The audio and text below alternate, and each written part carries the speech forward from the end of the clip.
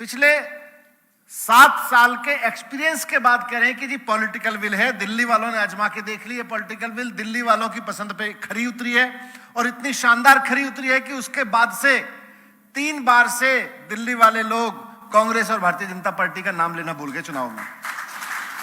सबसे बड़ी प्रॉब्लम है कि व्यापारी व्यापार करना चाहता है, मेहनत से काम करना चाहता है, आगे तरक्की करना चाहता है।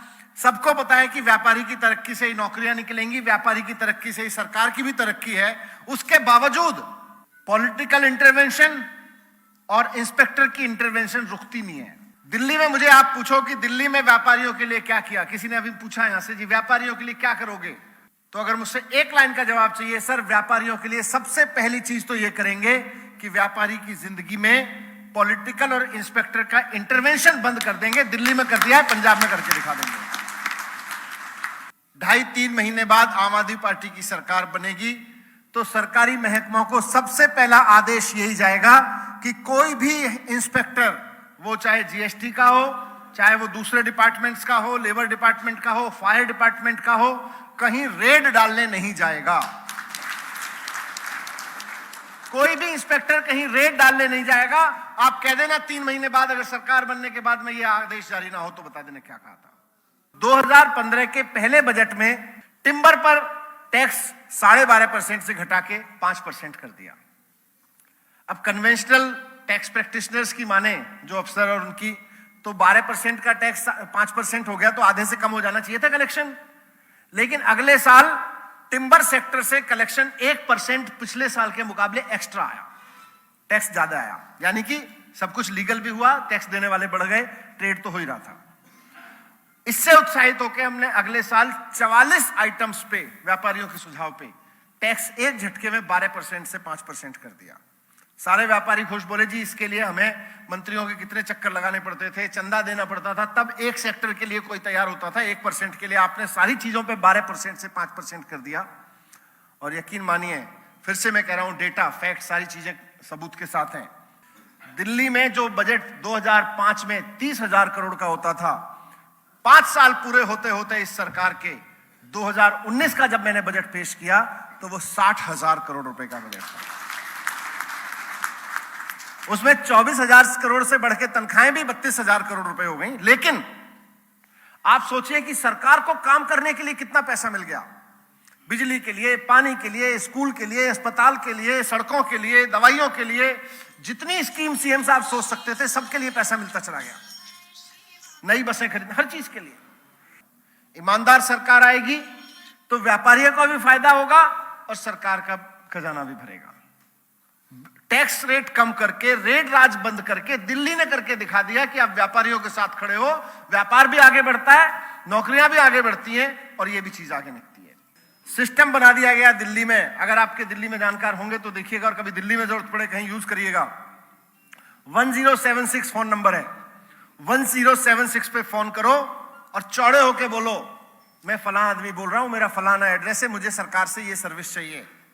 वो आदमी वहां से बताएगा सर ये वाली सर्विस के लिए आपको ये डॉक्यूमेंट चाहिए, घर पे तैयार रखिएगा, आपके पास में सरकार का एग्जीक्यूटिव आएगा। कितने बजे भेजूं? लेकिन अब एसडीएम साहब को आपको मिलने नहीं जाना, एसडीएम साहब अपना आदमी भेजेंगे बाय सिस्टम और सब कुछ कंप्यूटर में लॉगिन हो रहा है। आप बोलो मैं 8:30 बजे दुकान बंद करके घर पहुंचता हूं, मुझे आदमी 9 बजे अपने घर पे चाहिए, 9 बजे आदमी घर आता है। और व्यापारी नहीं, मजदूर के घर भी रात को 9 बजे जरूरत पड़ती है तो रात को 9 बजे जाता है। गरीब से गरीब, अमीर से अमीर आदमी, लोग सैकड़ों तरह की सेवाएं, 140 तरह की सेवाएं लेने के लिए सरकार से फ्री होम डिलीवरी 1076 का फायदा उठा रहे हैं। बस 50 रुपए की फीस लगती है, उसमें उस बंदे को 50 रुपए दो और उसकी पूरी अकाउंटेबिलिटी है। वो आदमी आप जब आपके घर आएगा अपना लैपटॉप, अपना स्कैनर लेके आएगा। वो ये नहीं कहेगा जी फलाना कागज स्कैन करके लाओ, उसकी जिम्मेदारी है वहीं स्कैन करके लेके जाएगा। और जब वो आपके घर से सारा फॉर्म भर के चला जाएगा, आपके पास मैसेज आएगा कि जी फलाना नाम का आदमी आपके पास में आया था, उसकी सेवाएं ठीक थी, उसने कोई बदतमीजी तो नहीं की, कोऑपरेटिव था कि नहीं था आपके साथ में, उसकी रेटिंग के आधार पर उसकी आगे की नौकरी चलती है अगर आपकी रेटिंग ठीक रही तो उसकी। ये सारी चीजें की क्योंकि रिश्वत नहीं चाहिए, क्योंकि दलाली नहीं चाहिए लोगों से। लोगों ने यहाँ इतना प्यार सम्मान देके बिठाया तो यही सोचा यार क्या ना कर जाए, इसके लिए क्या ना कर जाए। आपकी तरक्की से जॉब निकलेंगे, सीएम साहब अरविंद केजरीवाल जी कहें या चन्नी साहब कहें या मोदी जी कहें कि हम इतने जॉब दे देंगे, इतने जॉब दे देंगे, अगर व्यापार की तरक्की नहीं होगी तो जॉब दे नहीं सकता कोई। व्यापार की तरक्की होगी तो ही जॉब मिलेंगे, और व्यापार की तरक्की केवल ईमानदारी की राजनीति से होगी। आजकल टीवी में ऐड आपने देखा होगा, अपने एक बिजनेस प्रोग्राम हम लोग चला रहे हैं। हम लोग 9वीं से 12वीं क्लास के बच्चों को कह रहे हैं कि भाई जिंदगी भर ये मत सोचो नौकरी करेंगे नौकरी करेंगे, ये सोचो कि नौकरी देने वाले बनेंगे। 11वीं और 12वीं के बच्चों को दिल्ली सरकार ने चैलेंज दिया है, 3.5 लाख बच्चों को चैलेंज किया कि अपना अपना बिजनेस आइडिया डेवलप करो, आपको सरकार सीड मनी देगी। और सरकार ने 60 करोड़ रुपए का सीड मनी दिया है अपने 3.5 लाख बच्चों के प्रोजेक्ट्स के लिए। 3.5 लाख बच्चों ने अपनी आपस की टीम्स बना के 51,000 स्टार्टअप शुरू किए हैं। देश में शायद पहली बार ऐसा हो रहा होगा कि सरकारी स्कूलों में 11वीं 12वीं के बच्चे स्टार्टअप शुरू कर रहे हैं और सरकार उनको सीड मनी दे रही है 60 करोड़ की।